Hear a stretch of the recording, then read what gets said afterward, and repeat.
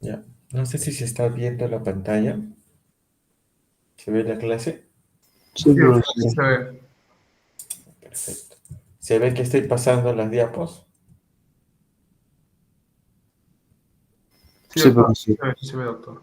Ya, perfecto. Ya, entonces vamos a empezar. Muy bien.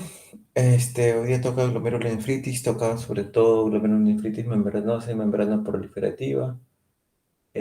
Así que antes de ello vamos a hacer una pequeña introducción. ¿Ya?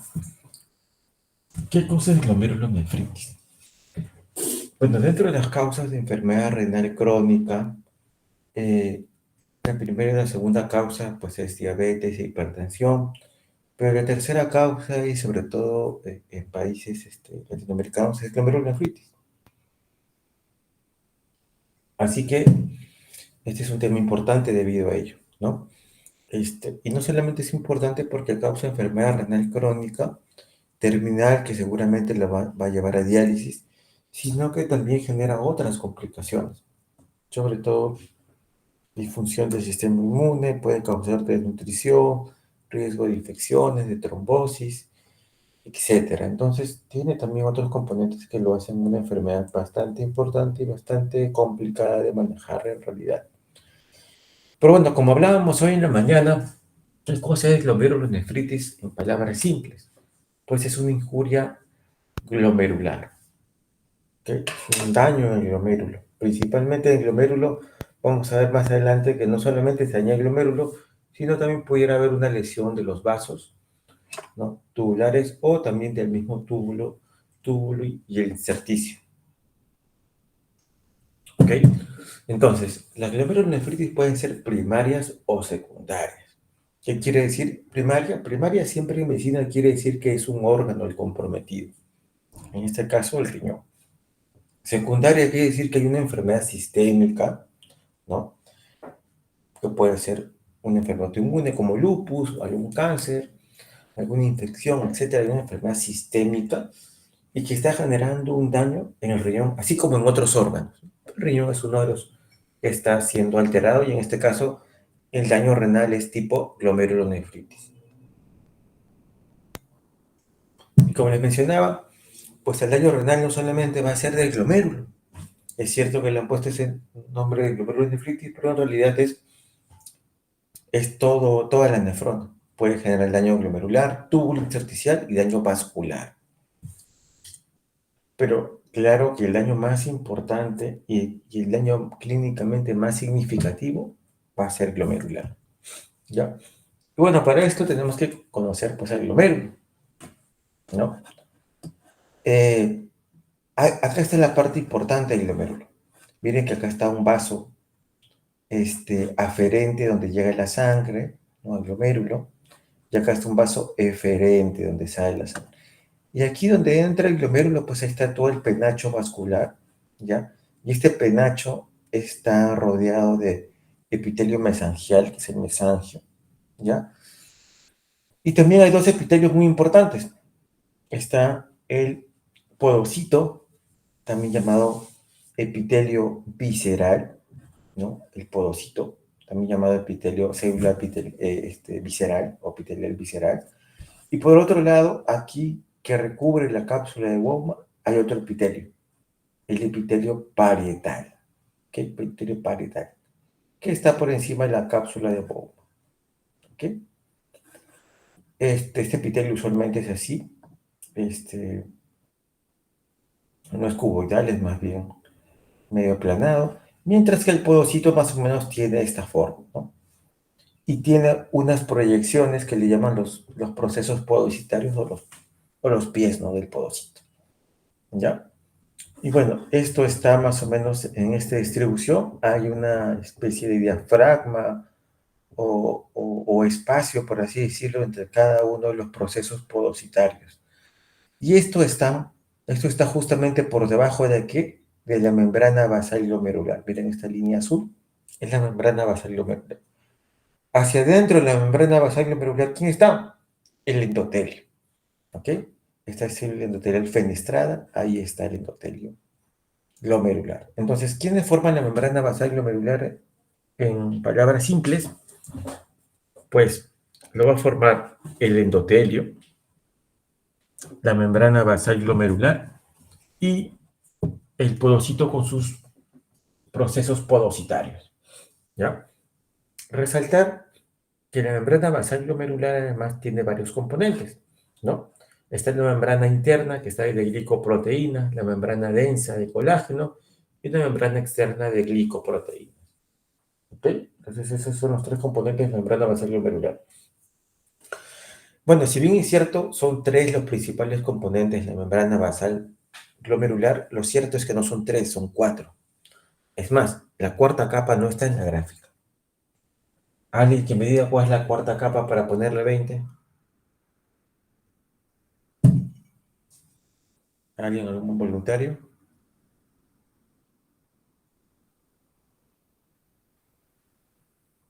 Perdieron su 20. Hay una capa que está por encima, ¿no?, del endotelio, que es la glicocálix. Es una capa de glicoproteínas también, tienen carga negativa, ¿no? Y que también sirve para rechazar, en cierta medida, a las proteínas, dado su carga eléctrica, ¿no? Entonces, el glicocálix, que ha sido en los últimos años bastante estudiado, puede también estrecharse y esto aumentar la probabilidad de microalbuminuria o de albuminuria o de proteinuria, ¿ya? Entonces, existe una corta capa, no está dibujada acá, se llama el glicocálix. Muy bien, antes de decir esto, de todo el glomérulo, ¿cuál es la parte más importante del glomérulo? La parte más importante del glomérulo es la membrana basal glomerular. Y ya dije que la membrana basal glomerular está compuesta por tres capas, o siendo más exacto, por cuatro capas. Si la membrana basal glomerular llega a destruirse, en algún punto se destruye de manera importante, hay una solución de continuidad, y de tal forma que las células que están en los capilares pueden pasar a este espacio de Bowman. Entonces, basta que ocurra eso, ese glomérulo ya no sirve. Ya no sirve. ¿Por qué? Porque la función del glomérulo es servir como una coladera.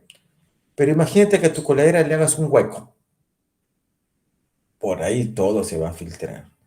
Y por lo tanto, el glomérulo deja de funcionar. ¿Ok?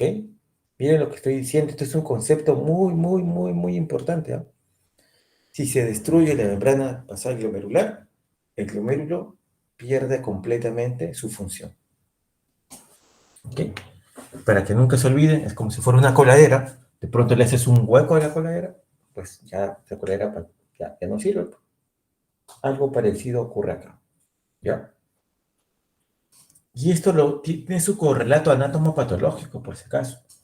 ¿Cómo nos damos cuenta, del punto de vista anatomopatológico, que la membrana basal glomerular se ha roto?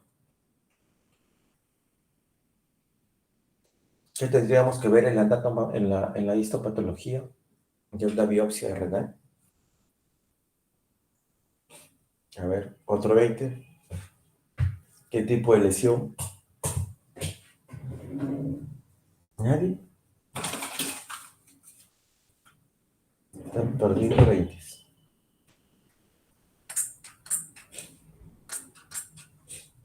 Ya, pues las crecientes, las semilunas.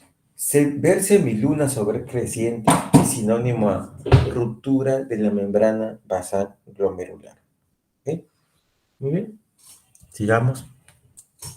Ya. Doctor, ¿y cómo se presenta una glomerulonefritis ante mí? La glomerulonefritis puede presentarse como le dé la gana. ¿Ya? Doctor, que a mí me han enseñado nefrótico y nefrítico. Bueno, te cuento que eso es algo clásico, pero la glomerulonefritis puede presentarse como le dé la gana, ¿no? Desde asintomático, pasando por hematuria asintomática, hematuria grosera, recurrente, nefrítico, nefrótico, proteinuria asintomática o en rango no nefrótico, insuficiencia renal aguda, ¿no? Que actualmente en realidad este término está un poco desfasado de esto de insuficiencia renal aguda porque ahora se estila hablar de enfermedad renal crónica, enfermedad renal aguda o injuria renal aguda, ¿no? Entonces, en realidad, más sería una enfermedad renal aguda, ¿no? Enfermedad renal crónica, ya sea como crónica o como crónica terminal, ¿no? Y también tiene una forma de presentación un poquito diferente, que tal vez está un poco sobre la paga con lo que acabo de mencionar, con la enfermedad renal aguda y enfermedad renal crónica, que es la glomerulonefritis crónica y aguda, ¿no? También tienen más o menos al mismo tiempo, ¿no? 3 meses. ¿Qué es glomerulonefritis rápidamente progresiva? Justo es último que he puesto porque algunos utilizan esta terminología, ¿ya? Tener en cuenta que cuando uno habla de glomerulonefritis rápidamente progresiva, no es un tipo especial de glomerulonefritis, no es un hallazgo anatomopatológico. Tiene un correlato anatomopatológico, pero no es un patrón anatomopatológico, por así decirlo. Más nos denota la velocidad y la severidad de la glomerulonefritis. ¿Ok? Porque glomerulonefritis rápidamente progresiva quiere decir que rápidamente se te está comiendo el riñón, en otras palabras. Pero ¿cómo me doy cuenta de que esta glomerulonefritis se está comiendo, sea la que sea? ¿Cómo sé que rápidamente se está comiendo el riñón?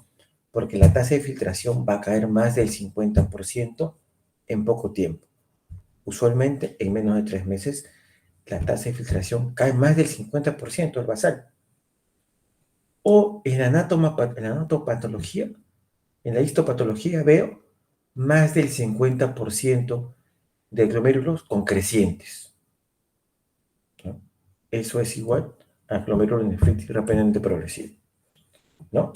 Porque esas crecientes es igual a la destrucción de la membrana basal glomerular, o sea, glomérulos que ya no sirven, ¿sí? Entonces, tener en cuenta esto, ¿no? La glomerulonefritis rápidamente progresiva no es un tipo de glomerulonefritis, no es un patrón histopatológico. Tiene un correlato, sí, pero no es una entidad de glomerulonefritis per se, ¿ok? Eso, okay, métenselo bien en su cabeza. Te da una idea más de severidad, de velocidad del cuadro, pero no es una glomerulonefritis primaria, ni menos secundaria, ¿ya? Entonces, espero que haya quedado claro el término de glomerulonefritis rápidamente progresiva. Es como una especie de tipo de presentación clínica patológica, ¿ya? Pero no es una entidad per se. Eso que quede claro ese concepto. ¿Qué quiero decir con esto? Por ejemplo, una membranosa puede ser una rápidamente progresiva, sí. Si se coge si cae la tasa de filtración 50% puede ser. Pero tú una membrana proliferativa puede ser rápidamente progresiva, sí. Una mesangial puede ser rápidamente progresiva, sí. ¿Se dan cuenta? Una rápidamente progresiva es una expresión clínica y anatomopatológica de una glomerulonefritis primaria. Ya, espero que haya quedado claro el concepto. Y si no, por favor, pregunten. Interrumpan para preguntar. No levanten la mano. Muy bien, sigamos. Hematuria. La hematuria es el otro componente muy importante en el examen de orina. Aparte que puedo ver proteinuria, tengo que ver hematuria, ¿no? Y hematuria denotada sobre todo por más de 2 glóbulos rojos por campo de alto poder, ¿no?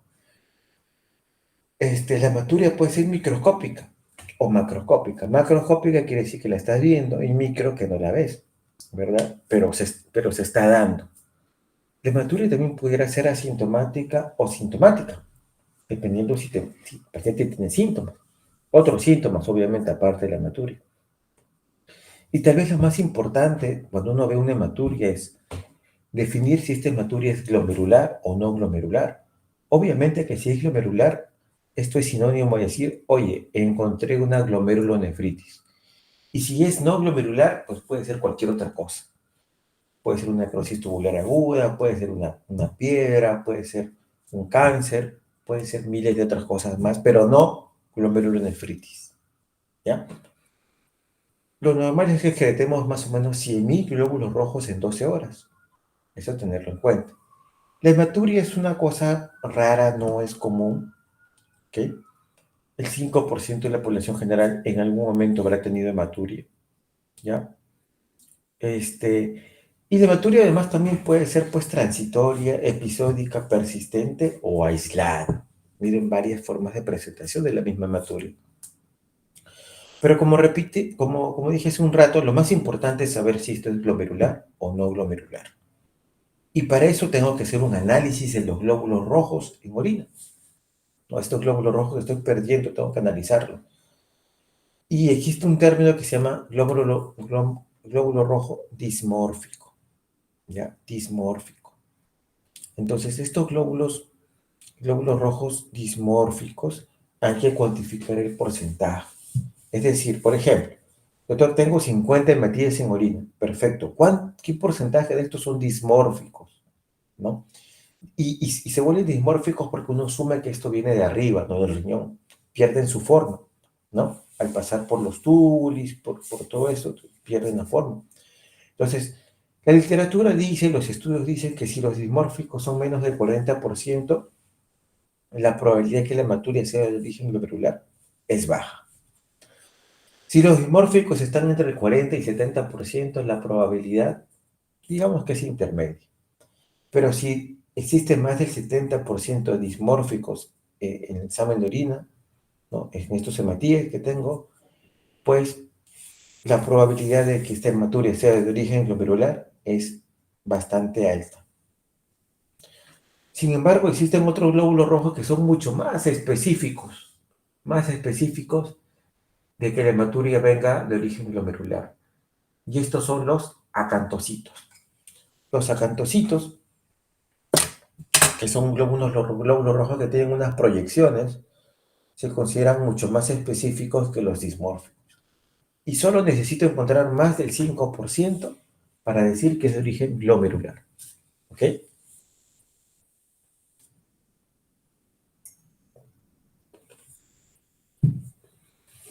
Entonces, hematuria de origen glomerular son glóbulos rojos alterados, ya sea por el estrés osmótico o químico que ocurre a nivel glomerular.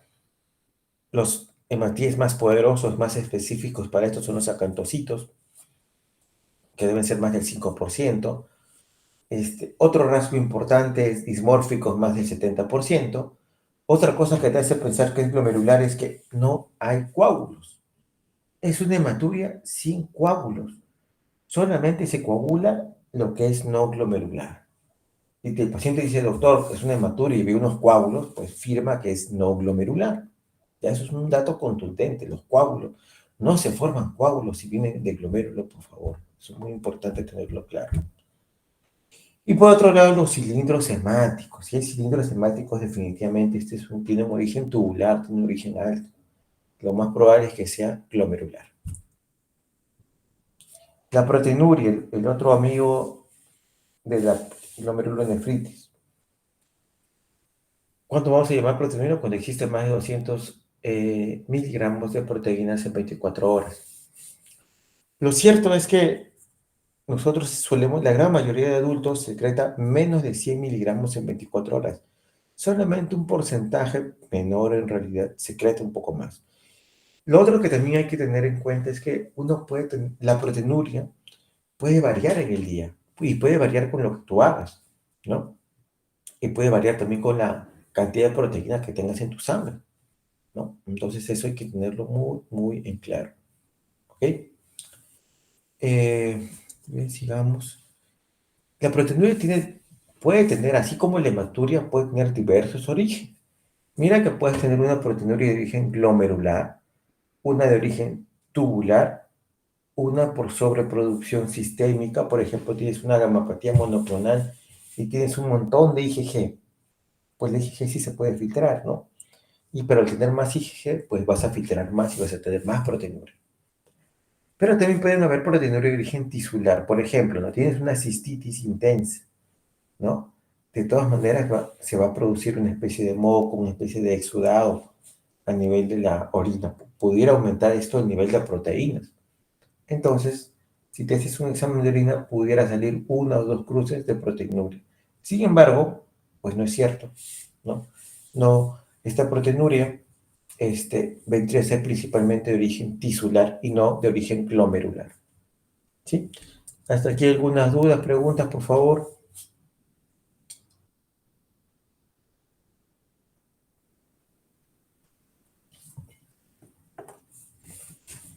Estoy haciendo este pequeño preámbulo para que las cosas queden claras con respecto a glomerulonefritis.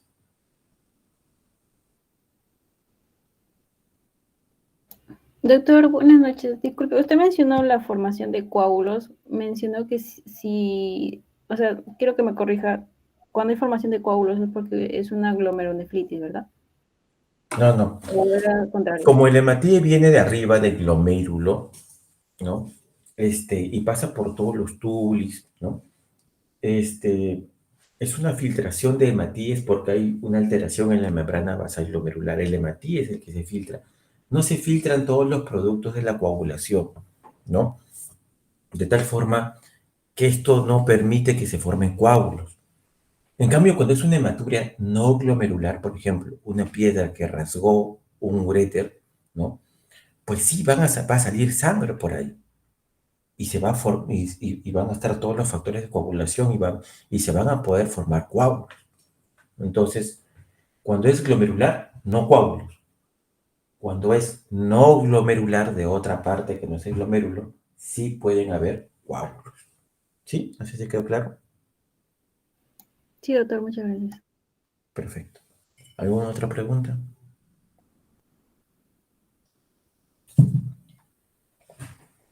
Bueno, sigamos. La proteinuria puede ser, como dije, transitoria, puede depender hasta de la postura, puede depender de lo que tú comas, ¿no? Pero lo que nos va a generar realmente va a tener una connotación clínica es cuando la proteinuria sea sobre todo más de 1 gramo. Bueno, si es más de 500 te tiene que llamar la atención definitivamente, pero algo que nosotros le llamamos clínicamente importante es cuando pasa el gramo, ¿ok? Y lo otro es si es persistente, ¿ya? Proteinuria persistente, porque quiere decir la persistencia de algo siempre quiere decir que realmente hay un problema. La no persistencia de algo, pues solo se resolvió el cuadro, ¿no? Y por lo tanto no amerita tratamiento. Y muchas cosas en medicina, muchos problemas se remiten espontáneamente, espontáneamente entre comillas, porque nunca es espontáneamente, no es por arte de magia, sino que tu cuerpo lo logra contener, lo logra solucionar. ¿Ya? Muy bien. Entonces, ¿cuáles son los mecanismos de proteinuria glomerular? Pues hay varios, ¿no? Puede haber una alteración de la glicocálix, de estos glucosaminoglicanos y también alteración en la carga eléctrica de la misma membrana basal glomerular y aumentar la filtración de proteínas, mutaciones genéticas, la selectividad de los mismos poros va a generar que uno pierda cierto tipo de proteínas, la selectividad y la forma también, la disrupción de la pared de la membrana basal glomerular, obviamente, esto va a generar que se pierdan proteínas, ¿no? Ya sea por un daño de radicales libres, enzimático, etcétera, ¿no?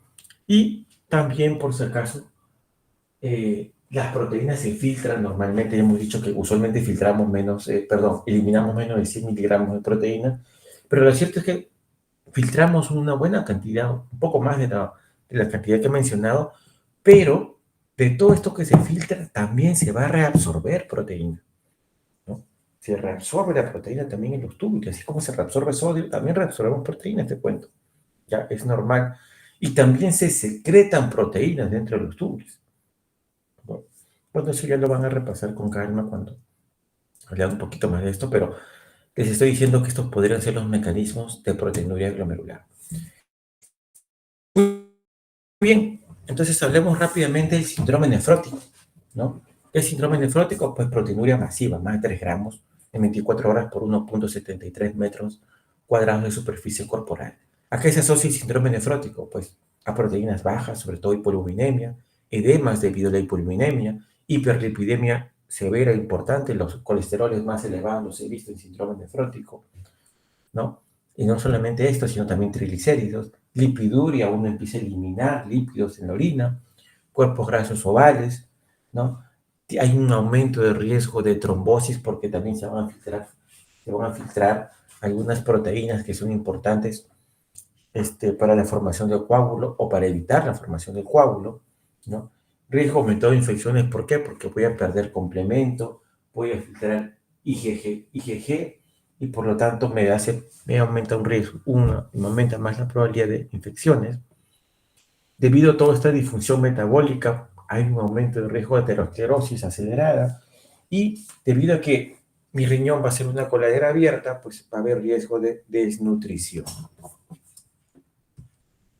Aquí envío una tabla de qué cosas vamos a perder por el riñón, ¿no? Tanto cosas antitrombóticas como protrombóticas, ¿no? Y hay un montón de anormalidades en el sistema de coagulación de la hemostasia en un paciente con un síndrome nefrótico. Recordar, obviamente, que a más intensidad del síndrome nefrótico, mayor probabilidad de alteraciones, no solamente del complemento, sino también de todo lo que hemos mencionado anteriormente, ¿no? Metabólicas, cardíacas, inmunes, etc. ¿Ok? Muy bien. Por último, mencionar que la clasificación de la glomerulonefritis ha cambiado en los últimos años. Actualmente la clasificación de la glomerulonefritis se basa principalmente en el mecanismo fisiopatológico de la lesión. Antes se basaba más en los hallazgos histopatológicos, pero ahora tratamos de que se basen en la fisiopatología. Recordar que hay un patrón histopatológico. Por ejemplo, cuando decimos glomerulonefritis membranosa, tiene el patrón membranoso. Cuando decimos glomerulonefritis membrano proliferativo, tiene el patrón histológico membrano proliferativo. Doctor, es una glomerulonefritis mesangial, tiene el patrón histopatológico de mesangial. ¿Okay? Entonces, eso hay que tenerlo en cuenta. Ahora, para la clasificación no solamente se toma en cuenta el mecanismo fisiopatológico, el patrón histológico, sino también van a haber instrumentos para graduar esto, ¿no? También se tiene que buscar otros hallazgos adicionales, como yo les decía, la glomerulonefritis no solamente daña el glomérulo, también puede dañar el túbulo y los vasos. Entonces puede ser que, por ejemplo, tengas una glomerulonefritis membranosa y a la vez esté asociada a alguna vasculitis, por así decirlo, o a un síndrome antifosfolipídico. Muy bien, y vean cómo que si el paciente tiene un síndrome nefrótico, lo más probable, y sobre todo si es niño, glomerulonefritis de cambios mínimos, membranosa o glomerulosclerosis focal y segmentaria. Pero si es nefrítico, probablemente sea alguna glomerulonefritis crescéntica, que tenga crecientes, o que sea una glomerulonefritis proliferativa difusa, aguda, que podría ser, ¿no? ¿Ya? Entre un nefrótico y un nefrítico, obviamente peor es tener nefrítico que nefrótico, ¿ya? Genera más daño renal y aumenta la mortalidad. Nefrótico es peor que nefrítico. Y sobre todo es peor porque la gran mayoría de nefríticos hay una ruptura de la membrana basal glomerular. Otra forma de clasificar a las glomerulonefritis desde el punto de vista histopatológico es clasificarlas en función a si son proliferativas o no son proliferativas. ¿Y esto qué cosa quiere decir? Si hay un aumento de células, en un aumento de células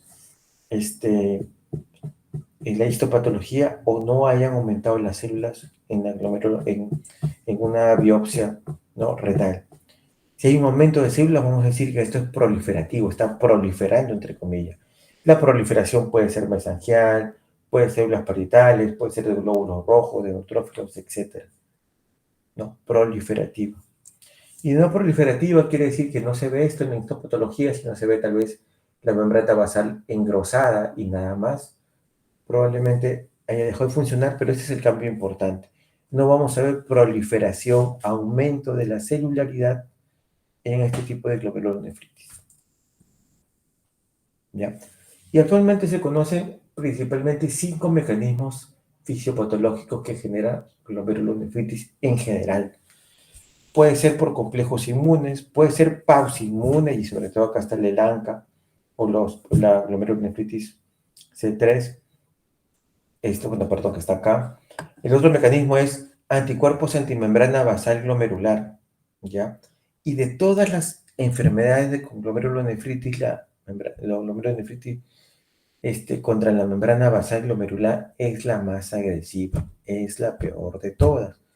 Es la que casi en el 100% de los casos debuta como glomerulonefritis rápidamente progresiva y con un montón de crecientes, más del 50% crecientes.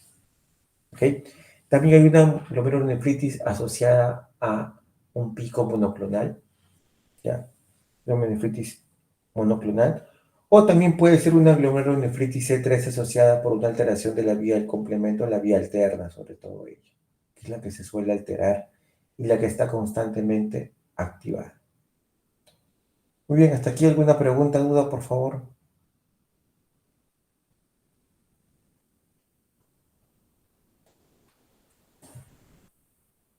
Ya. Bueno, vamos a hacer un pequeño break de 3 minutos para que vayan al baño, se laven la cara y sigamos avanzando porque todo está muy silencioso. Siento que se han echado a dormir. Así que break de 3 minutos.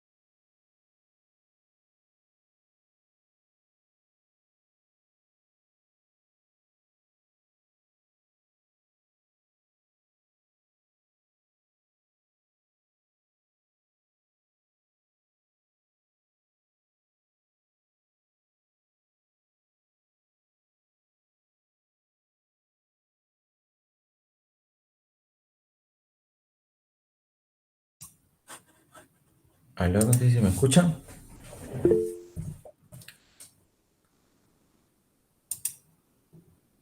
Aló, ¿escuchan? Sí, se escucha, doctor. Ya, perfecto. Si hay alguna pregunta, por favor, por acá de una vez. No me escriban porque no estoy leyendo nada de lo que escriben.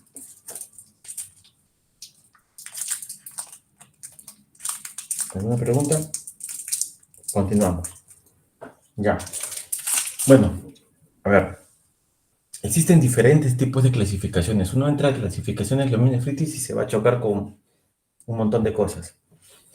Esta es la clasificación más simple y más sencilla de entender, según su fisiopatología, ¿no? ¿Dónde está la fisiopatología? Acá está, ¿no? Entonces, esta es la clasificación que yo les recomiendo que se aprenda, ¿no? Entonces,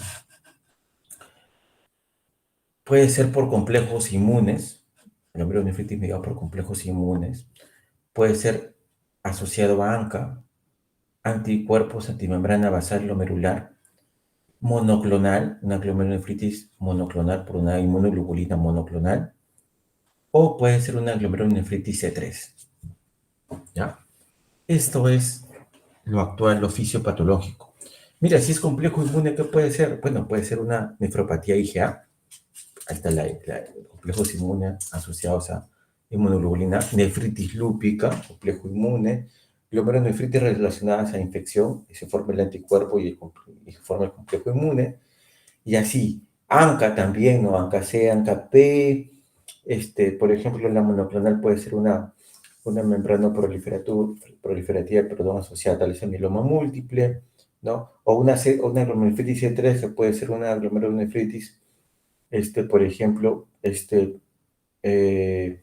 el cual va a estar alterada la vía alterna del complemento, ¿no? Y esto va a generar un daño glomerular, ¿no? Entonces, siempre les aconsejo que se basen en esta clasificación fisiopatológica, ¿no? De daño, ¿no? Para clasificar a su glomerulonefritis. Ojo, este es el mecanismo fisiopatológico. Muy bien, lo siguiente que tienes que ver es, ¿cuál es el patrón histopatológico? Miren, una cosa es el patrón histopatológico, que es esto de acá, y otra cosa es el mecanismo de daño o la fisiopatología. Son cosas diferentes, ¿ah? No sé si hasta acá lo entendieron. Si entienden esto, estamos bien. Si no, hemos fracasado. A ver, pregunta.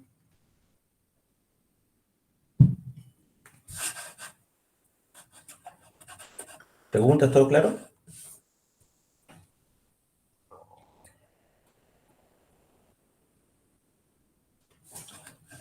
Bueno, parece que está todo claro. Muy bien. Entonces, estos son los mecanismos fisiopatológicos. Este es el patrón que yo voy a encontrar de daño. Y ojo que pueden haber múltiples patrones. ¿Cuáles son los patrones? Mesangial, membrana proliferativo, proliferación endocapilar, crecientes, que también es extracapilar, exudativo o esclerosante. Y puede haber un mix de estos patrones, por si acaso, ¿ya? Obviamente hay un patrón que predomina y a veces hay varios que están metidos ahí, ¿ya? Son patrones histopatológicos. También existe una clasificación en función al patrón, ¿ya? Entonces, para que me entiendan esto, hagan de cuenta que ustedes, voy a hacer esa analogía a ver si me entienden un ratito.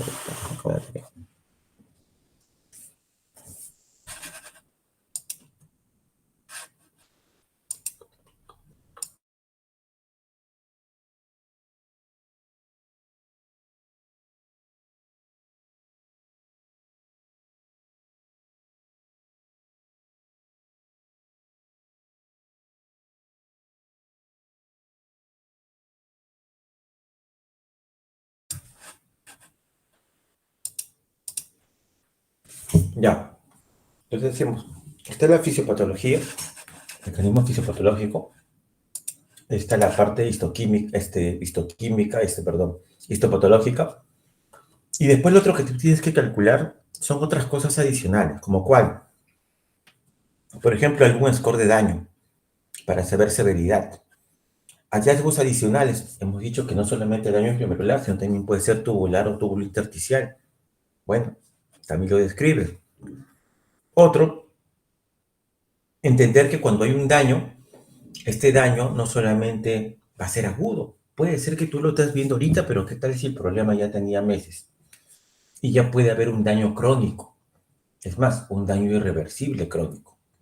Entonces también existen scores para ver esa parte. ¿Ya?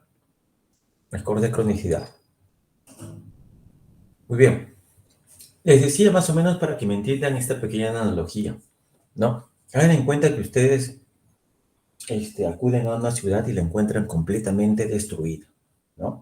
La encuentran destruida y entonces se ponen a buscar a ver qué ha pasado, hay sobrevivientes o no, y de pronto ven un poco de agua ahí desparramada por las calles, ¿no? Entonces se preguntan, ¿qué pasó acá? ¿Por qué todo se destruyó? ¿No? Y como ven bastante agua y ven que esto estaba cerca de la orilla del mar, pensarán, ¿no habrá sido un tsunami tal vez? ¿No habrá sido culpa del agua, el daño que estamos viendo en esta ciudad? Entonces, llevando esto a la glomerulonefritis, el patrón histopatológico sería justamente ello, ¿no? Encontrar la ciudad destruida y tal vez con un poco de agua. Entonces, esa agua que tú ves ahí te haría pensar cuál es la fisiopatología que generó el daño que estás encontrando tú, ¿no?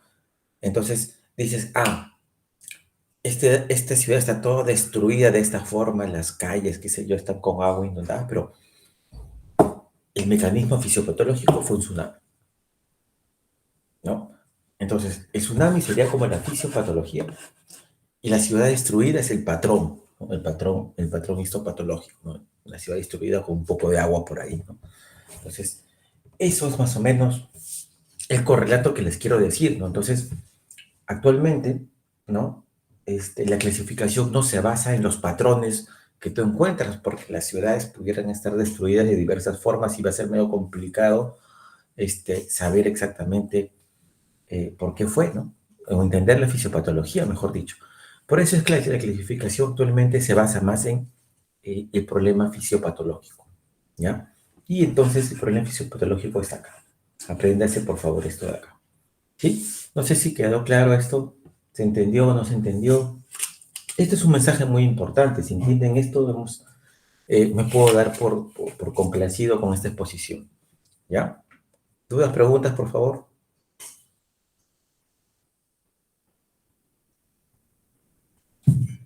Bueno, o lo expliqué muy bien o nadie entendió. Espero que sea lo primero. Sigamos. Doctor, Bueno, acá está.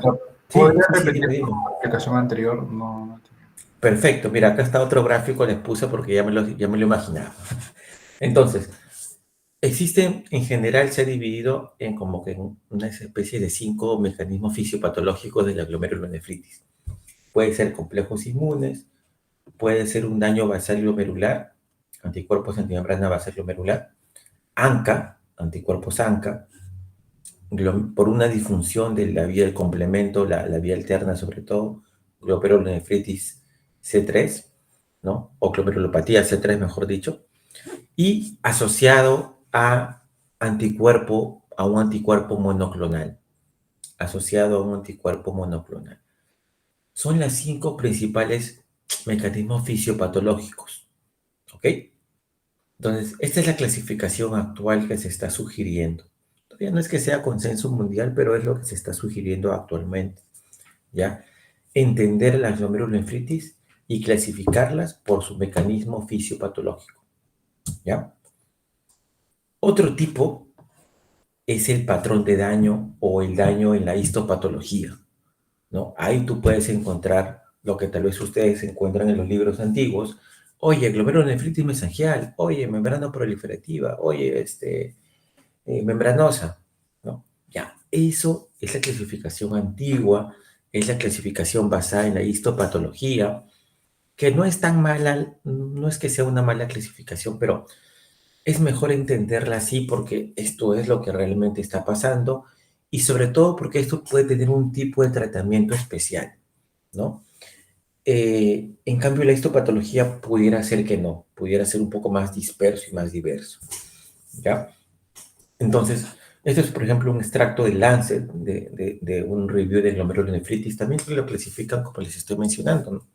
En 5 mecanismos fisiopatológicos, ¿ya? Es actualmente, tal vez, la parte más usada, ¿no? Para la clasificación. Pero ya vuelvo a recordar que esa es una primera clasificación. También debe reportarse el tipo de patrón histopatológico, la severidad de la glomerulonefritis, hallazgos adicionales y si hay algo de cronicidad, ¿ya? Es lo que uno debería reportar como glomerulonefritis, ¿no? O sea, cuando uno pone el diagnóstico glomerulonefritis, mecanismo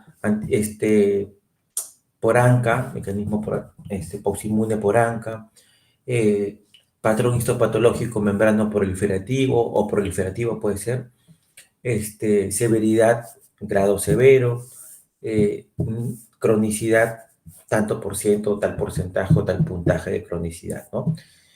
Daño asociado, sí, daño túbulo intersticial, ¿no? Entonces, es el nombre completo, por así decirlo, de la glomerulonefritis. Ahora, otra forma de verlo, ¿no? Otra forma de ver la glomerulonefritis, otro tipo de clasificación, es esta de acá, ¿no? Basado un poco también en la fisiopatología, ¿no? Pudiera ser glomerulonefritis relacionada a infecciones, a autoinmunidad, miren que la clasificación cambia un poco, a algoinmune, ¿no? Algoinmune tiene que ver tal vez con los trasplantados, con los recién nacidos, autoinflamatorio, y esto tiene que ver un poco más con la parte genética, y relacionados a gamapatía monoclonal. Miren que es otro tipo de clasificación, ¿ya? Como les digo, ahorita no es que haya un consenso súper marcado. Yo les recomiendo mejor esta de acá, es esta misma de acá, que es un poco más amigable y más entendible y más orientativa, ¿ya? Pero son tipos y como les digo, si uno se pone a revisar va a encontrar miles de clasificación. Pero es la que yo les recomendaría, ¿ya? Muy bien. Rápidamente vamos a hablar de dos tipos de glomerulonefritis. No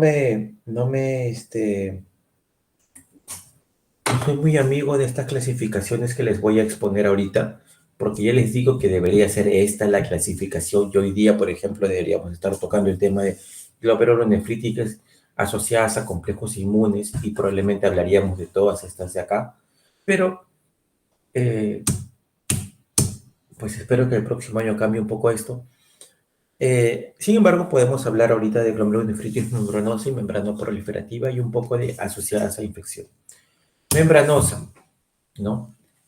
Se caracteriza porque hay un engrosamiento de la pared capilar glomerular o, en otras palabras, de la membrana basal glomerular, y que principalmente se debe a la formación de complejos inmunes debajo del epitelio visceral, es decir, de los podocitos, ¿no?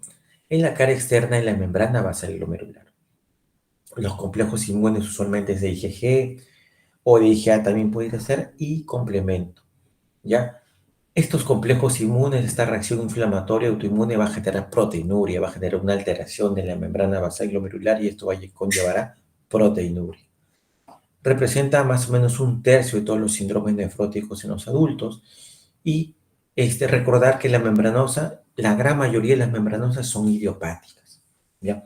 Ojo que acá hay que diferenciar tres términos. Hacemos un paréntesis. Enfermedad secundaria, enfermedad primaria y enfermedad idiopática. Las tres cosas son diferentes. Secundaria, hace un momento les dije, ¿no? Hay una enfermedad sistémica que empieza a dañar órganos y uno de estos es el riñón. Primaria quiere decir que el problema es exclusivamente renal, ¿no? Sea el que sea, pero el problema es renal, primario de riñón. Idiopático quiere decir que tú sabes que hay un daño que probablemente sea tal vez exclusivo renal, probablemente, pero no sabes cuál es el mecanismo fisiopatológico, ¿no? Este daño, esta enfermedad que tú estás identificando no tiene nombre y apellido, ¿ya? Por eso le llamamos idiopático, ¿no? Entonces, la glomerulonefritis membranosa puede ser primaria idiopática o secundaria, ¿ya? Entonces, idiopática no se sabe, pues no encontramos nada, simplemente está dañado y ya está. ¿Cuál habrá sido la fisiopatología del mecanismo? No lo sabemos. Idiopático. ¿Okay? Se hicieron las pruebas, pero no se logró determinar. La glómula nefrítica membranosa es muy importante. ¿Por qué? Porque en los últimos años se ha descubierto algo muy interesante, ¿no? Se han empezado a descubrir antígenos o autoantígenos en el glomérulo que están asociados al glomérulo nefritis membranosa. Tal vez el más importante, y yo creo que definitivamente es el más importante, es el receptor de la fosfolipasa A2 de tipo M, ¿no? Este es un antígeno que se descubrió ya hace más de una década y que cambió mucho todo lo que se sabía de glomerulonefritis membranosa.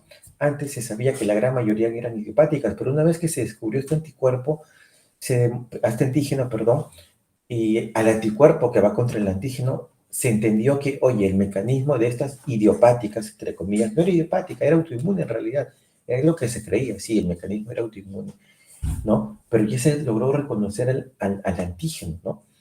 Y esto está presente prácticamente en el 70% de todos los casos de glomerulonefritis membranosa. Entonces, ya no es idiopática, ¿no? Es una glomerulonefritis asociadas a complejos inmunes. Ese es su mecanismo fisiopatológico. ¿Se dan cuenta? Sería una glomerulonefritis por fisiopatología por inmunocomplejos. ¿Ya? Y el antígeno sería el receptor de la fosfolipasa A2 de tipo M. ¿Ya? Sin embargo, se siguieron estudiando y estudiando y se encontraron otros antígenos muy interesantes en la membrana basal glomerular.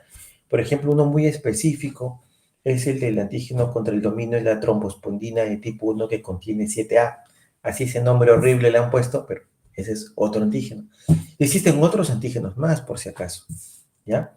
Entonces, acá están, por ejemplo, los autoantígenos, ¿ya?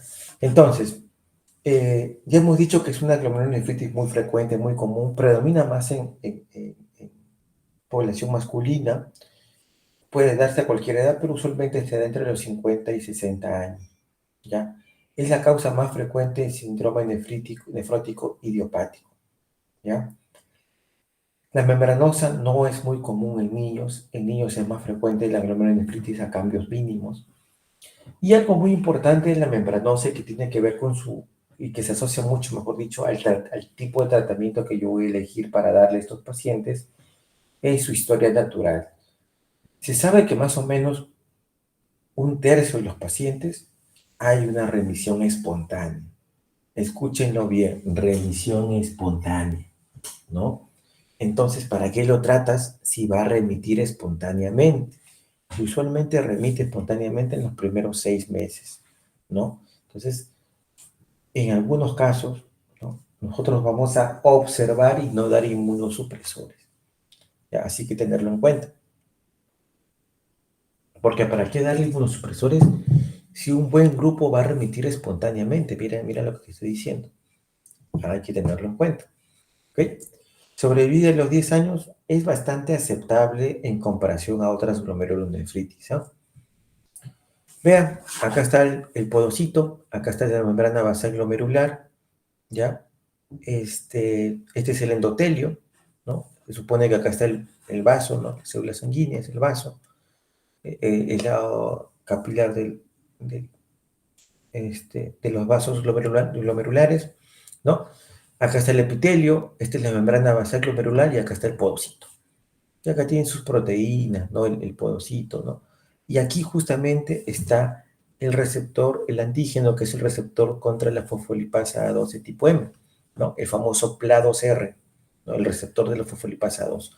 Entonces, esto está en toda la membrana del podocito y empiezan a haber anticuerpos. Estos anticuerpos, obviamente, van y localizan a su antígeno o autoantígeno, para ser más específico, y se van a formar complejos inmunes. Mira, acá están los complejos inmunes. Se depositan aquí por debajo y por fuera de la membrana basal glomerular, se empiezan a depositar. Esto genera un proceso inflamatorio, se activa complemento, genera daño. Acá que estaban las slips diaphragm se van a destruir y las proteínas van a empezar a filtrarse por acá. Se van a filtrar del lado vascular, ¿no? Hacia la cápsula de Bowman y esto va a seguir por el lado tubular, ¿no? y van a salir de ahí las proteínas, ¿no? Obviamente en una fase más avanzada, esta membrana basal glomerular va a estar más engrosada, van a seguir filtrándose las proteínas, los complejos inmunes van a quedar embebidos acá en esta membrana basal glomerular. Mira cómo se va perdiendo estos procesos podistarios, los pies, y el podocito media cómo queda todo deforme sin pies, ¿no? Esto es glomerulonefritis membranosa, ¿ya? Hay un engrosamiento en la membrana basal, depósitos inmunes subepiteliales. ¿Por qué le dicen subepiteliales? Pues porque es el epitelio visceral, está acá por debajo del epitelio y por fuera de la membrana basal, ahí están los depósitos. No hay infiltración de otras células ni hay proliferación. La glomerulonefritis membranosa, por eso es una glomerulonefritis no proliferativa, ¿ya? Mecanismos: formación de inmunocomplejos in situ, como hemos visto en los gráficos, ¿ya? ¿Quién está injuriado? Injuriado también el podocito, ¿ya? Importante, el autoantígeno más importante descubierto con más sensibilidad y una muy buena especificidad es el anticuerpo contra el receptor de la fosfolipasa A2. ¿Ok? Pregunta de examen. Muy bien, en estos pacientes que tienen esta glomerulonefritis membranosa, remisión espontánea se ha visto en casi el 50% de los casos. Puede haber una disminución espontánea de proteinuria en los siguientes 6 meses. Entonces tengan mucho cuidado con esto, porque para qué sobretratar si se va a mejorar el paciente, ¿ya? Muy bien, ¿cuál es la clínica? Bueno, no todos dan síndrome nefrótico. Puede haber simplemente proteinuria aislada, asintomática, puede haber un poco de hematuria, puede haber un poco de hipertensión, puede haber un poco de hiperlipidemia. Algo importante, los eventos trombóticos, sobre todo trombosis venosa renal, que tiene una triada clásica, ¿no?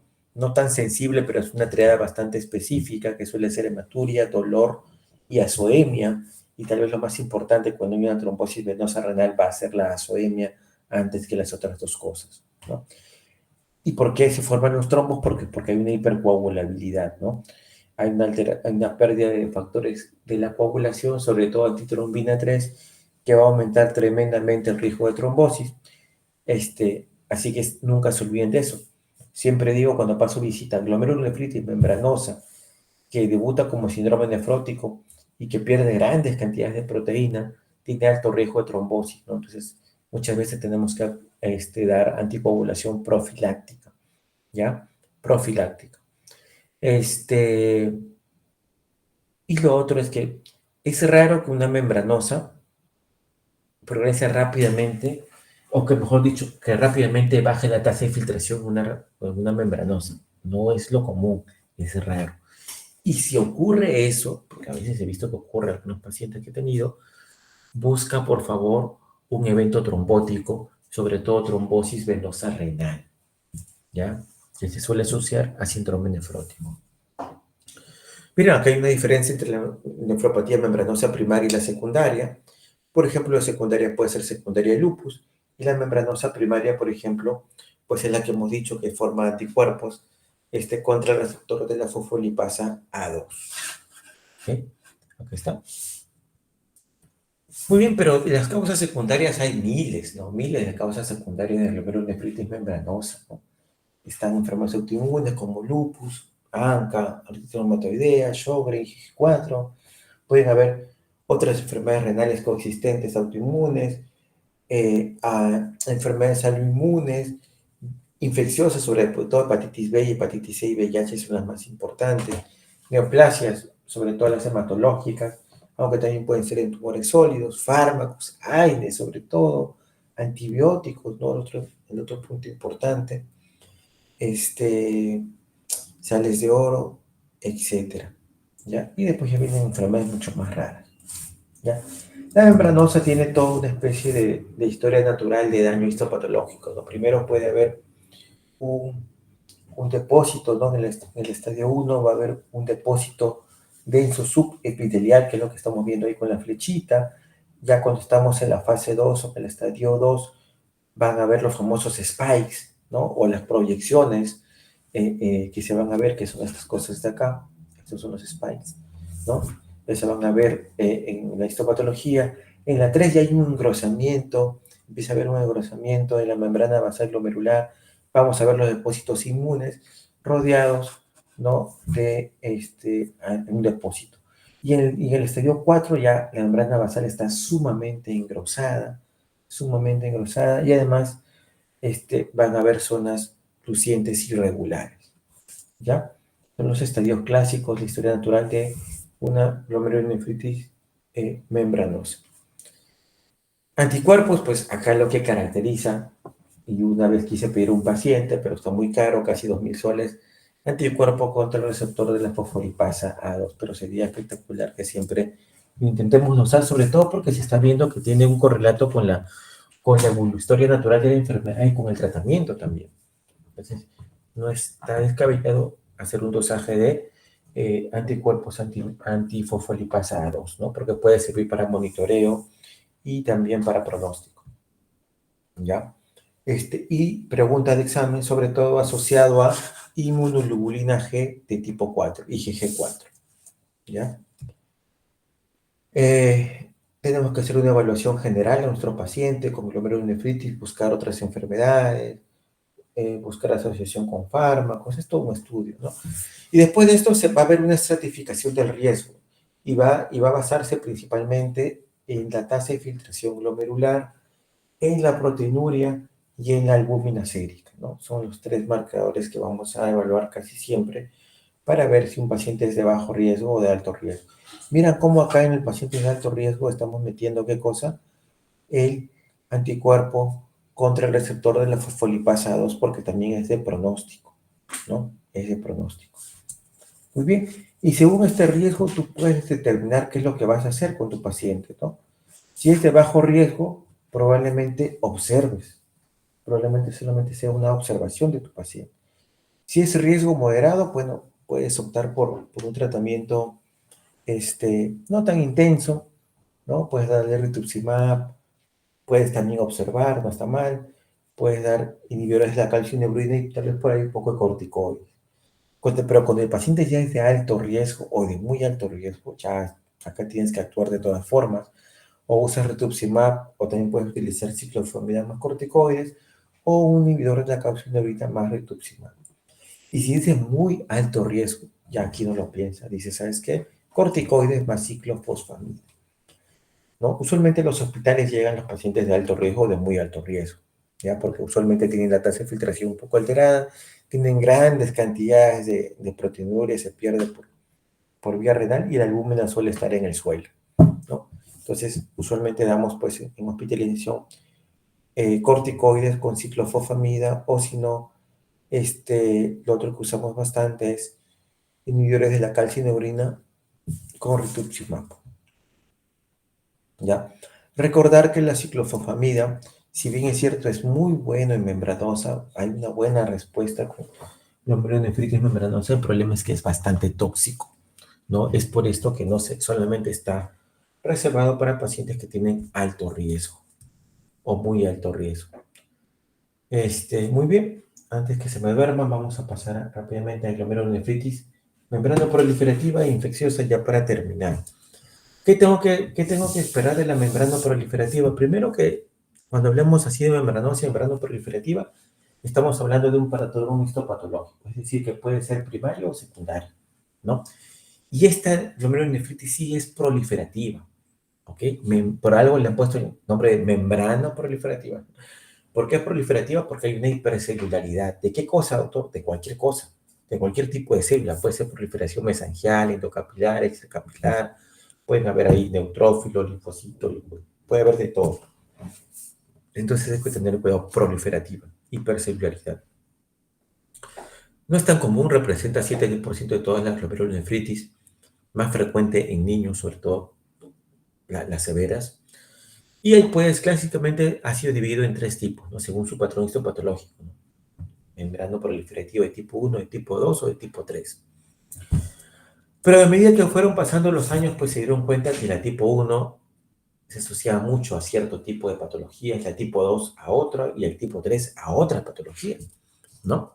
¿Cómo vamos a ver acá? A ver, antes que se me se me pase esto, ¿dónde está? Para no perder, para que el concepto quede claro, ¿dónde está ese gráfico?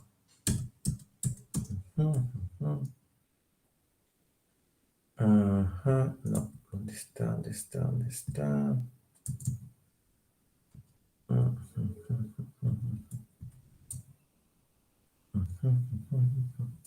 Ya, acá no lo tengo, sin embargo. ¿Dónde está? No está por aquí no está. ¿Dónde está? Ya. Bueno, la glomerulonefritis de tipo 1, ¿no? Membrana proliferativa de tipo 1, es más frecuente en niños. Los depósitos de los inmunocomplejos van a ser subendoteliales y mesangiales, ¿ya? Entonces, esta glomerulonefritis 1 y 3 en realidad tienen casi un mismo mecanismo fisiopatológico y se debe a que es mediado por inmunocomplejos, ¿ok? Cuando uno encuentra este hallazgo histopatológico membrano proliferativo y le hace la inmunohistoquímica, le hace la tinción con inmunohistoquímica y presenta positividad para inmunoglobulina como sin complemento, automáticamente tú haces el diagnóstico que es una glomerulonefritis membrana proliferativa mediada por por inmunocomplejos. ¿Ok? Es el primer patrón, 1 y 3. Histopatológicamente 1 y 3. Entonces, como es mediada por inmunocomplejos, tú dices, oye, esto puede ser por enfermedades autoinmunes, puede ser por infecciones, puede ser idiopática también si no encuentro nada, o puede ser por gamapatías monoclonales que también pueden asociarse con inmunocomplejos, ¿ya? Pero es menos frecuente. Ahora, ¿qué pasa si encontramos la membrana proliferativa de tipo 2, ¿no? Hay un depósito denso en la membrana basal glomerular. Entonces, aquí ya es un problema del complemento. Ya no es inmunocomplejo, sino el problema es de complemento. Y no sé si les mencioné, pero les dije que el complemento existen tres vías. La vía clásica del complemento, que es activado por inmunoglobulinas, la vía de las lectinas, que es activada por ciertas proteínas de ciertos gérmenes, y la vía alterna del complemento, que es una vía que no está activa, mejor dicho, que no la activa nadie porque está permanentemente activa. Y como está permanentemente activa, hay proteínas estimuladoras y inhibitorias, estimuladoras e inhibitorias. Y esto está sumamente regulado, homeostático, controlado. ¿Qué pasa si de pronto aparece una disrupción, un anticuerpo que bloquea alguna proteína estimuladora o inhibidora? Pues te fregaste. ¿Por qué? Porque se va a empezar a sobreactivar la vía alterna del complemento y va a empezar a generarse daño, ¿no? Una expresión de esta gran enfermedad son las glomerulonefritis o las glomerulopatía, mejor dicho, C3, ¿no? Que cuando tiene la membrana basal muy engrosada, muy densa, vamos a llamarla como enfermedad de depósito denso, ¿no? Que es esta de acá, ¿ya? Que puede ser C3 positivo o C3 negativo. Y cuando solamente encontramos C3 y tal vez histopatológicamente no hay un engrosamiento importante en la membrana basal glomerular, pues la vamos a llamar glomerulonefritis C3, ¿ya? Entonces, tenemos la C3 por enfermedad de depósito denso en la membrana basal glomerular, donde lo que caracteriza es que está bastante engrosada la membrana basal glomerular y aparte se tiñe para C3, enfermedad de depósito denso C3. Pero cuando la membrana basal glomerular no está engrosada, ¿no? Pero pinta la inmunohistoquímica para C3, vamos a llamarla esta enfermedad glomerulonefritis C3. ¿Y qué pasa si el patrón sigue siendo membrana basal glomerular, pero no pintó para inmunoglobulinas ni para C3 y no pintó para C3 para complemento? Todo es negativo para IgG y negativo para C3, entonces tienes que ponerte a buscar otras enfermedades, ¿no? Otros mecanismos fisiopatológicos, ¿no? Tal vez hay un daño secundario a otra enfermedad, ¿no? Y por ejemplo, acá tendrías que buscar síndromes antifosfolipídicos, microangiopatías trombóticas, ¿no? Por ejemplo, anemia hemolítica microangiopática, una anemia, una sickle cell, o alguna otra enfermedad, tal vez un poco más vascular, no tanto glomerular, ¿no? Pero que genera un daño igualmente, ¿ya? Genera un daño, pero que no es principalmente mediada por tal vez por inmunocomplejos o por complemento. Muy bien. Entonces, los mecanismos fisiopatológicos mediados por inmunoglobulinas, por inmunocomplejos, mediadas por complemento o por otros procesos inmunes, ¿no? Como por ejemplo síndrome antifosfolipídico, anemia hemolítica microangiopática, ¿no? Microangiopatías trombóticas también, etcétera, ¿ya? Tenemos que ponernos a buscar alguna causa secundaria de esta glomerulonefritis membrana proliferativa, y ahí están las infecciones, hepatitis B, hepatitis C, VIH, que VIH no es tan frecuente, pero sí es una causa. Algo que muchas veces vemos es endocarditis, que es una enfermedad infecciosa, pero que tiene manifestaciones de autoinmunidad y no se queda atrás las glomerulonefritis membranas proliferativas asociadas a endocarditis, por ejemplo. ¿Ya? Muy bien, y bueno, esto es lo que les comentaba hace un rato, las vías del complemento, las vías de las lectinas, que son proteínas de los gérmenes, la vía clásica, que es activada por los anticuerpos, ¿ya? Está activada por anticuerpos, está activada por proteínas de las lectinas de los gérmenes, y esta es la vía alterna, que es una vía que está constantemente activada, pero es regulada por proteínas estimuladoras e inhibidoras, ¿ya? Glomerulopatía C3, ya hemos conversado que puede ser depósito denso o glomerulonefritis C3, ¿no?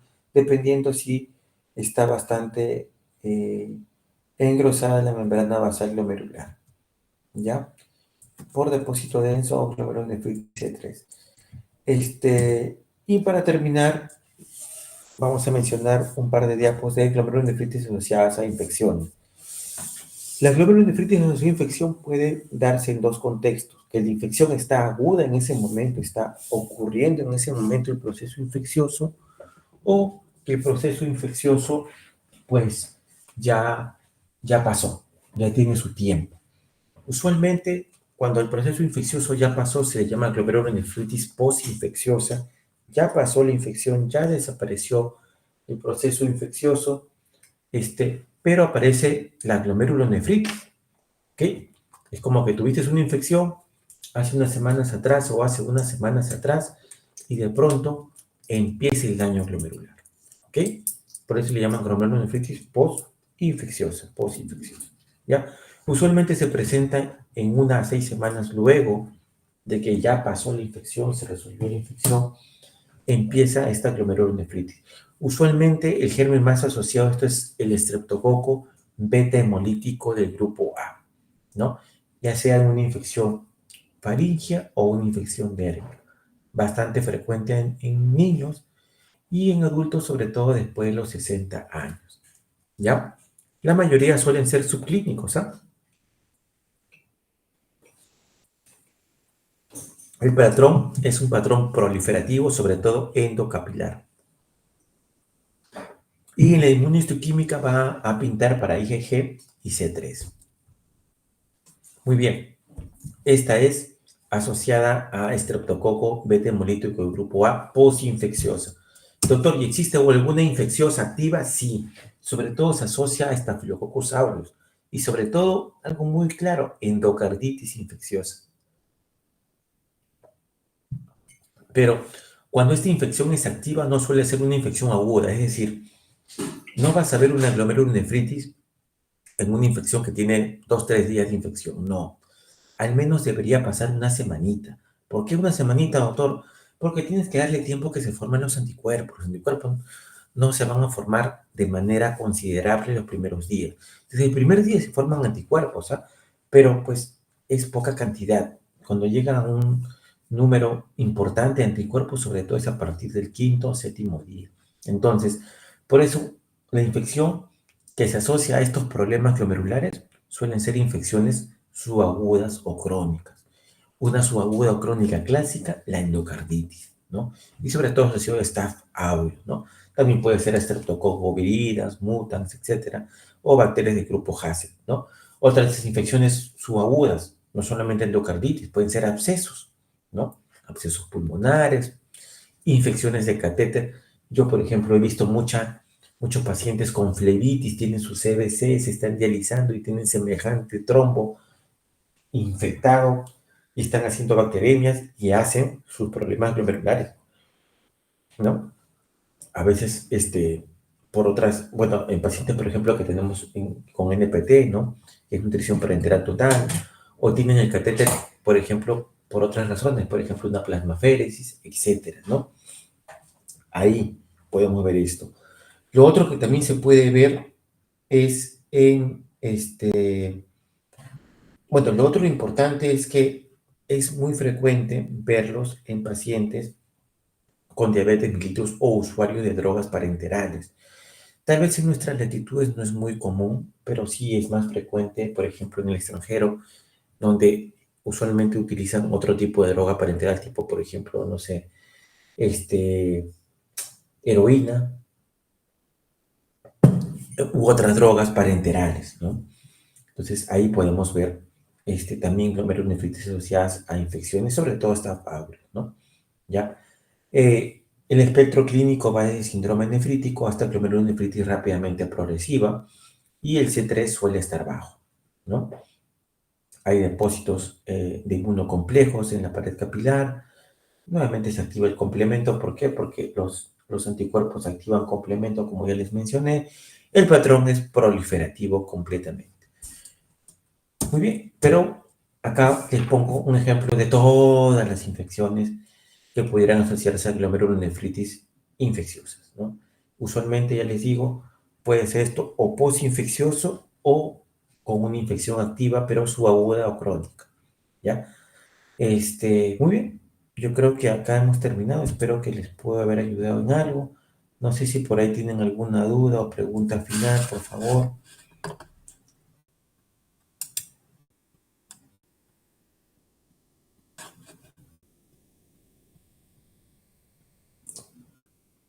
Delegado, ¿alguna pregunta, duda final?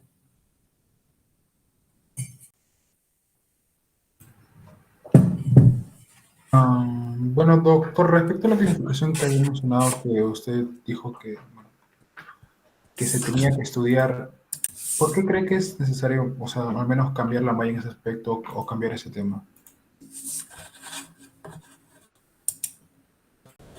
Ahora vamos a proyectarlo para que vean otra vez. Ya, no sé si se ve la diapo. Sí, sí se ve, por eso.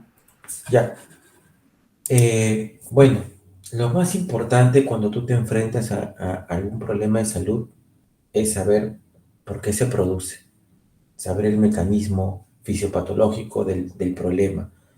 Porque una vez que tú sabes el mecanismo fisiopatológico, puedes actuar, ¿no? Saber el mecanismo fisiopatológico te va a llevar a la etiología de la enfermedad y te va a llevar también, te va a aportar, mejor dicho, también en el tratamiento de la enfermedad. Es por esto que el enfoque cambia un poco en glomerulonefritis y la clasificación se, se basa principalmente en el mecanismo fisiopatológico, ¿no? Que es lo que estamos poniendo acá, ¿no? Entonces, eso es lo importante actualmente en glomerulonefritis. Y como les digo, no es que se abandona tampoco la clasificación de los patrones, sino que es un complemento más, ¿no? Imaginemos que estamos hablando de endocarditis, ¿no? Una glomerulonefritis de endocarditis. ¿Cuál sería el mecanismo fisiopatológico? Sería una glomerulonefritis mediada por inmunocomplejos. El patrón seguramente sería membrano proliferativo. La severidad, bueno, ya lo denotaríamos con algún score. Podríamos usar también un score para ver cronicidad, daño crónico, y también hablaríamos algo acerca de los hallazgos adicionales, sobre todo si hubiera daño tubular o daño de algún vaso en las biopsias, ¿no? Algún vaso que acompaña a la parte tubulo-intersticial, ¿no? Entonces, se usa esta clasificación que es una clasificación un poco más global, un poco más centrada en la fisiopatología del paciente, ¿ya? ¿Por qué? Porque te va a permitir, te va a ayudar mucho a que tú identifiques el diagnóstico mm, la etiología adecuada y además también te va a ayudar a entender la enfermedad y te va a ayudar a que tú puedas dar un tratamiento más específico, ¿ya? Por eso principalmente. Doctor, una consulta. ¿Por qué en algunos casos hay una respuesta de hipercelularidad y en otros casos no? Bueno, el ejemplo clásico es membranosa con membrana proliferativa o membranosa con proliferativa. Bueno, han visto la fisiopatología del problema membranoso, ¿no? Hay inmunocomplejos, pero el inmunocomplejo está por debajo del podocito, ¿no? Probablemente por eso no haya una proliferación, no haya otras células que ingresen y que generen daño, ¿no? Porque probablemente esté oculto, ¿no? Y esto genere que no hayan otras células que digamos, entren en juego, ¿no? Entonces, como el daño es exclusivamente de una proteína, sí, de una proteína, de un receptor, de una proteína del podocito, ¿no? El inmunocomplejo se forma ahí en los procesos podocitarios y quedan, por así decirlo, capturados dentro entre el podocito y la membrana basal glomerular, ¿no? Probablemente por esto no haya una hipercelularidad. En cambio, en otras enfermedades, el autoantígeno o el antígeno va a estar en otra ubicación, probablemente más expuesto y genera esto una mayor respuesta inflamatoria y haya una ruptura de la membrana basal glomerular y esto también haya que se genere un mayor número de células y sea mucho más proliferativa que otras glomerulonefritis, ¿no? Cada una de estas va a responder en general a su etiología, ¿no? No sé si con eso te ayuda un poco. Sí, doctor, gracias. A ver si hubiera alguna otra pregunta. Doctor, disculpe. ¿Sí? Con respecto a las glomerulonefritis rápidamente progresivas, ¿todas siempre presentan las semilunas? ¿O en algunos Y casos claro, no? sí, Y, claro que sí. Sí, dime, ¿qué más? o sea, en caso sea en realidad otra enfermedad, o sea, otro tipo de glomerulonefritis, pero que en la clínica ha evolucionado de forma rápida, entonces tendría su patrón propio agregado con las semilunas. Ya. Muy bien. Nosotros le decimos glomerulonefritis rápidamente progresiva, ¿no? Antes de hacer la biopsia, a aquellos pacientes que nuevamente su tasa de infiltración cae por más del 50% del basal, ¿no? Empeoró su tasa de filtrado glomerular más del 50%, en corto tiempo, en menos de 3 meses, es una glomerulonefritis rápidamente progresiva. Vuelvo a repetir que ese es un diagnóstico más sindrómico clínico, ¿no? Ahora, ¿tiene un correlato anatomopatológico? Sí, ¿no? Porque usualmente, no quiere decir que siempre, usualmente esto se correlaciona con crecientes, ¿no? Usualmente más del 50% de crecientes, ¿ya? Ahora, las glomerulonefritis crecénticas, así se les llama también glomerulonefritis crecénticas, pueden ser rápidamente progresivas, pero algunas pueden ser que no lo sean. Por ejemplo, imagínate que haces una biopsia y te salen crecientes 20%, ¿no? El diagnóstico anatomopatológico va a ser glomerulonefritis crecéntica, pero esta no es rápidamente progresiva porque solamente tiene 20%, ¿sí? No sé si me dejo entender, ¿ya?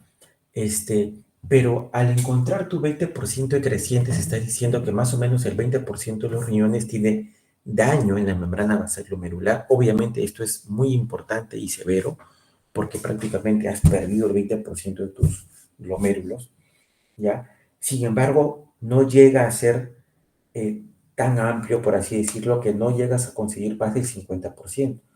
Simplemente tu diagnóstico anatomopatológico será glomerulonefritis crecéntica, ¿no? Pero no va a ser rápidamente progresiva, no necesariamente va a ser, ¿ya? Glomerulonefritis rápidamente progresiva es más una connotación clínica, ¿no? Y más asociado a la caída, la tasa de filtración glomerular, ¿ya? Te habla de velocidad y severidad del cuadro, ¿ya?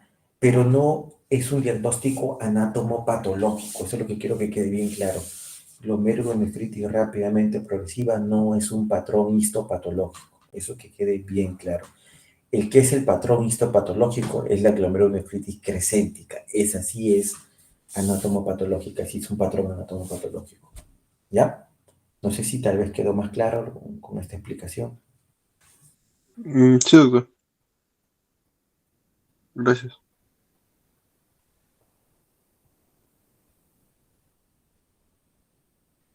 Muy bien.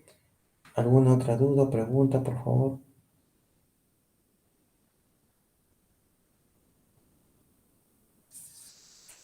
Bueno, en realidad el tema de glomerulonefritis es un tema bastante amplio. Tranquilamente uno podría hacer todo un curso de glomerulonefritis porque es un tema bastante amplio, bastante apasionante. Hay muchas cosas que uno podría hablar de la glomerulonefritis, ¿ya? Pero tal vez lo que ustedes no deberían recordar lo que deberían recordar siempre es cómo se manifiestan clínicamente, intentar identificarlas o encontrarlas con los exámenes de ahorita y la clínica, ¿no? Este, y después hacer todo el estudio diagnóstico y también la valoración para determinar, pues, la severidad de la enfermedad, ¿ya? Probablemente a una gran mayoría de glomerulonefritis tengamos que biopsiar, va a haber algunas otras que no será necesario, ¿ya? Pero la gran mayoría se biopsia.